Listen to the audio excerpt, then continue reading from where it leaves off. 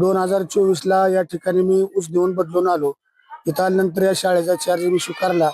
तर चार्ज हातात घेतल्यानंतर अशी अवस्था होती की या शाळेच्या पंढरपूर इंजिनिअरिंग कॉलेज यांच्याकडून स्ट्रक्चर ऑडिट झालेलं होतं आणि सदरू येथील 19 खोल्यापैकी 10 खोल्या ह्या धोकादायक स्थितीमध्ये आहेत. सदरू 10 खोल्यामध्ये बंद अवस्थेत असून त्यामध्ये एकही वर्ग आम्ही बसवत नाही आणि काही आमचे वर्ग काही बाहेर बसवतात.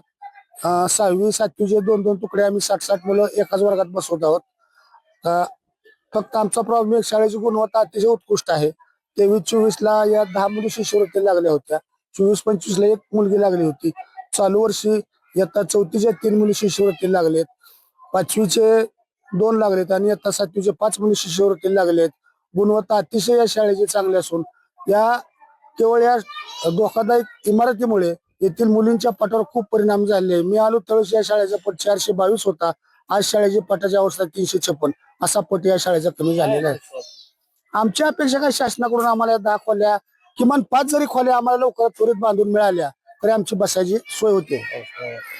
पावसाळ्याचे तर दिवस आहेतच. आम्ही दुबार पद्धती यापूर्वी केली होती. तर दुबार पद्धतीमुळे काय झालं, समोरची शाळा आणि आमची शाळा यामुळं काही पालक शेतातून येतात, त्यांना 2-2 वेळेस शेलपाटे घालावं लागतात. दोन्ही वेळेस मुलांना सोडणं त्यांना शक्य होत नाही. त्यामुळे आमच्या पटावर परिणाम झालेला आहे. आमची एकच मागणी आहे, 10 जरी एकंदरीत बांधायच्या राहिल्या, आमच्या 9 खोल्या सद्यस्थितीमध्ये 5 जरी आम्हाला बांधून दिल्या, 9-5-14 14 खोल्यामध्ये आमची युनिट चालू शकते. मी या शाळेची स्थापना 1956 साली झाली आणि 1956 पासून 2001 पर्यंत या शाळेच्या गट नंबर 1 व या 7बाऱ्यावरती 112R वहिवाट असा उतार आहे.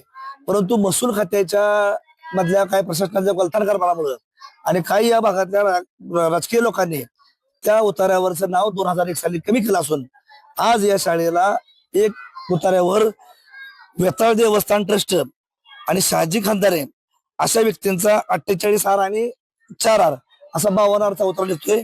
या शाळेचा नकाशा माझ्यापाशी आहे. या शाळेचे 1955 पासून 56 पासून उतारे आहेत 2001 पर्यंत. आणि या सगळ्या गोष्टीमुळं एकीकडे उताराचा गोंधळ आहे, दुसरीकडे स्ट्रक्चर खराब आहे, वापरू शकत नाही, अशा पद्धतीमुळे वर्गखोल्या बंद ठेवलेत. या सगळ्या गोष्टीचा विचार करून माझा स्पष्ट असा आरोप आहे, या भागातील काही लोकांना ही शाळा बंद पाडायच्या दृष्टीने काम चालू आहे. परंतु ग्रामस्थ आणि पंचक्रोशीतील नागरिक पालक या शाळेच्या शिक्षणाच्या दर्जावर समाधानी आहेत.